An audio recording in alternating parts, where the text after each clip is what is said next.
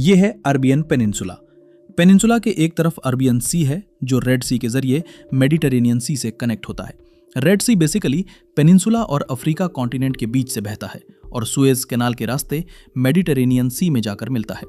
Peninsula के दूसरी तरफ Arabian Sea Gulf of Oman में खुलता है और गल्फ ऑफ ओमान आगे पर्शियन गल्फ से कनेक्टेड है। इन दोनों गल्फ्स के बीच में है पानी की एक बेहद नैरो स्ट्रिप जिसे स्ट्रेट ऑफ हॉर्मुज कहते हैं। इस स्ट्रेट के दोनों किनारों पर 3 कंट्रीज हैं, ईरान, ओमान और यूनाइटेड अरब अमीरात। स्ट्रेट ऑफ हॉर्मुज हर रोज दुनिया के सबसे बड़े शिप्स पर बेशुमार तेल ट्रांसपोर्ट करता है। इस पर थोड़ी देर में और डिटेल में बात करेंगे। इसकी नैरो विड्थ और इससे गुजरने वाले तेल की भारी मात्रा को देखते हुए स्ट्रेट ऑफ हॉर्मुज दुनिया में तेल ट्रांसपोर्ट के लिए सबसे इंपॉर्टेंट चोक पॉइंट है। इस स्ट्रेट से गुजरने वाले तेल और एनर्जी प्रोडक्ट्स की क्वांटिटी का अंदाजा लगाने के लिए जरा ये नंबर्स देखिए। 2024 में इस स्ट्रेट से रोजाना एवरेज करीब 2 करोड़ बैरल्स तेल और दूसरे पेट्रोल लिक्विड्स गुजरते थे। हर बैरल करीब 159 लीटर का होता है, यानी कुल मिलाकर रोजाना 3 अरब लीटर से भी ज्यादा। दूसरे वर्ड्स में कहें तो इन तेल से हम हर दिन करीब 1300 ओलंपिक स्विमिंग पूल्स को भर सकते हैं। समुद्र के रास्ते दुनिया भर में ट्रांसपोर्ट होने वाले कुल तेल का करीब 1/4 हिस्सा इसी स्ट्रेट से गुजरता है और साथ में दुनिया की करीब 5वां हिस्सा क्रेडेड नेचुरल गैस भी। स्ट्रेट ऑफ हॉर्मुज अपने सबसे नैरो हिस्से में मात्र 39 किलोमीटर वाइड है। इसी वजह से यहां से गुजरने वाले शिप्स को फिक्स्ड शिपिंग लेन्स में ही चलना पड़ता है। लेकिन इतना नैरो होने के बावजूद ये स्ट्रेट डेप्थ में इतना है कि दुनिया के सबसे बड़े शिप्स भी इससे आराम से गुजर सकते हैं। पर्शियन गल्फ से स्ट्रेट ऑफ हॉर्मुज के रास्ते बाहर निकलने वाले बड़े शिप्स को एक बेहद केयरफुली प्लान्ड रूट फॉलो करनी पड़ती है। पहली शिपिंग लेन ईरान के टेरिटोरियल वाटर से शुरू होती है। ये लेन 3 ऐसे आइलैंड्स के बीच से गुजरती है जो फिलहाल ईरान के कंट्रोल में है, लेकिन यूएई भी इन पर अपना क्लेम करता है।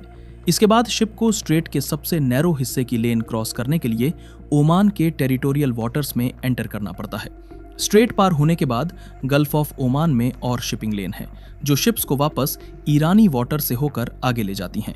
हमने बात की कि Persian gulf straight of Hormuz के जरिए मेडिटेरेनियन से कैसे कनेक्टेड है, लेकिन इंटरेस्टिंग बात यह है कि 2024 में स्ट्रेट से गुजरने वाले करीब 84% क्रूड ऑयल की डायरेक्शन बिल्कुल ऑपोजिट थी, यानी एशिया की तरफ, और उस ऑयल का ज्यादातर हिस्सा सिर्फ 5 देशों तक पहुंचता था: चाइना, इंडिया, जापान, सिंगापुर और साउथ कोरिया। ईस्ट एशिया के इन बड़े मार्केट्स तक पहुंचने के लिए ऑयल टैंकर्स को आमतौर पर एक और इंपॉर्टेंट ऑयल चोक पॉइंट से गुजरना पड़ता है, स्ट्रेट ऑफ मलाक्का, जिस पर शायद हम किसी और वीडियो में बात करें। तो स्ट्रेट ऑफ हॉर्मुज नैरो तो है ही, इतना नैरो कि ये पूरी तरह इसकी बाउंड्री कंट्रीज के टेरिटोरियल वाटर्स के अंदर आता है।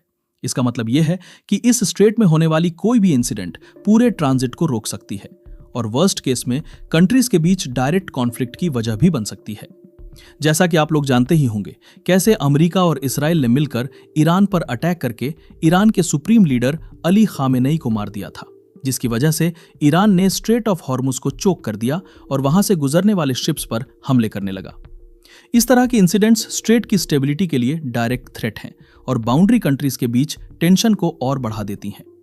अब जब हम ये समझ चुके हैं कि straight of Hormuz global oil trade के लिए कितना जरूरी है, तो ये भी अंदाजा लगाया जा सकता है कि इससे तेल की सप्लाई में जरा सी भी रुकावट उन देशों के लिए कितनी तबाहकुन होगी जो इस तेल पर डिपेंड करते हैं, और उन देशों के लिए भी जो इसे बेचकर अपनी इकोनॉमी चलाते हैं। तो सवाल ये है, तेल खरीदने वाले देशों के फॉरेन ऑयल पर डिपेंडेंस घटाने की कोशिशों के अलावा तेल उत्पादक देशों ने स्ट्रेट ऑफ हॉर्मुज की स्टेबिलिटी को किसी भी थ्रेट से बचाने के लिए और क्या स्टेप्स लिए हैं? देखा जाए तो सिर्फ सऊदी अरेबिया और यूएई ही ऐसे देश हैं जो पर्शियन गल्फ के बाहर स्थित पोर्ट से शिप कर सकते हैं और जिनके पास उन पोर्ट्स तक तेल पहुंचाने के लिए पाइपलाइंस भी हैं। यानी ये दोनों ही स्ट्रेट ऑफ हॉर्मुज को पूरी तरह बाईपास कर सकते हैं। सऊदी अरेबिया के पास ईस्ट वेस्ट पाइपलाइन है जो रोजाना 50 लाख बैरल तक रेड सी पर स्थित उसके पोर्ट तक पहुंचा सकती है। हालांकि इससे आमतौर पर इससे कम ही ट्रांसपोर्ट होता है। इसके अलावा एक नेचुरल गैस पाइपलाइन भी है जो रोजाना 3 लाख बैरल्स के बराबर गैस ट्रांसपोर्ट करने में कैपेबल है।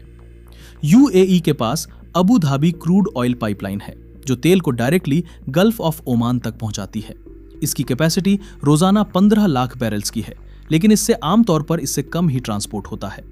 और भी पाइपलाइंस हैं, लेकिन ज्यादातर छोटी हैं और इंटरनेशनल बाउंड्रीज क्रॉस करती हैं। इसीलिए रीसेंट कॉन्फ्लिक्ट्स और देशों के बीच पॉलिटिकल डिफरेंसेस की वजह से इनका यूज लगभग बंद हो गया है। तो आखिर स्ट्रेट ऑफ हॉर्मुज का फ्यूचर क्या है? ये एक बेहद कॉम्प्लिकेटेड सवाल है और शायद इसका पूरा जवाब देना मेरे बस में नहीं। जैसा हमने जाना, इस स्ट्रेट की इंपॉर्टेंस को इस रीजन की जियोग्राफी और भी बढ़ा देती है, खासकर इसलिए कि कोई दूसरा viable alternate shipping root available नहीं है। लेकिन साथ ही ये भी मानना जरूरी है कि ये स्ट्रेट पूरी तरह कई देशों के टेरिटोरियल वाटर्स में है, यानी इस रीजन की पॉलिटिक्स सीधे इसकी स्टेबिलिटी को अफेक्ट करती है। स्ट्रेट ऑफ हॉर्मुज आने वाले वक्त में भी दुनिया के सबसे इंपॉर्टेंट शिपिंग रूट्स में से एक बना रहेगा।